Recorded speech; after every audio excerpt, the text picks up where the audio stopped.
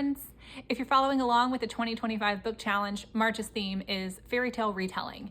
There are so many options in this genre, whether it is a complete retelling of the original fairy tale, or maybe it's the untold story of one of the characters from it, or maybe it's just drawing inspiration from it and doesn't really follow the original fairy tale at all. Any of those, there's so many different options. We're gonna go over a few of them with you right now. I've got one that I've got my eye on for my pick for the month, as well as a few others I might also read just for funsies. So let's get to it. So first up, we have Cinder, which is the first book in the Lunar Chronicles by Marissa Meyer. So this is a fantasy sci-fi, it's kind of a mix of both, YA book. And as you can probably guess from the title, the first book is a retelling of Cinderella.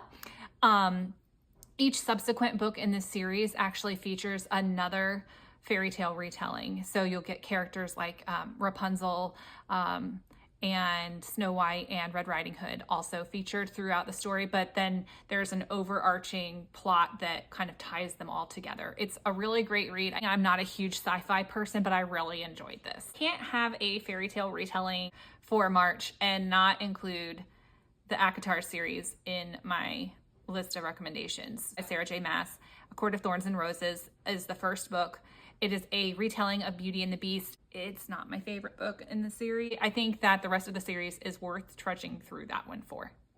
For my dark romance girlies, you should check out Hooked by Emily McIntyre. It is simply drawing inspiration from the Peter Pan book, but the villain sometimes gets his happy ending. So that's what this one is about. And it is the start of a series. They are interconnected but standalone books. I don't think the other ones are really too inspired by any fairy tales, just this one, but don't quote me on that. Okay, so my last recommendation is Gilded.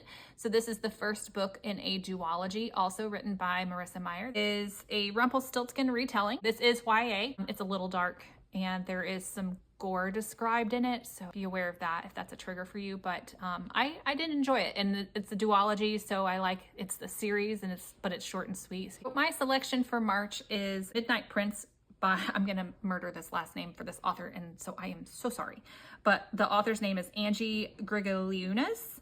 It's a Cinderella retelling. I already told you that I loved Cinderella's. It's on Kindle Unlimited, so for all of my Kindle girlies that are out there, if you want to read along with me, that would be awesome. Then we could have a lot of fun with that. Also looking at Heartless, also by Marissa Meyer, about the Queen of Hearts, her villain origin story, which I kind of want to see. Another one that I'm considering is House of Salt and Sorrows by Erin A. Craig, and I've heard so many really good things about that one.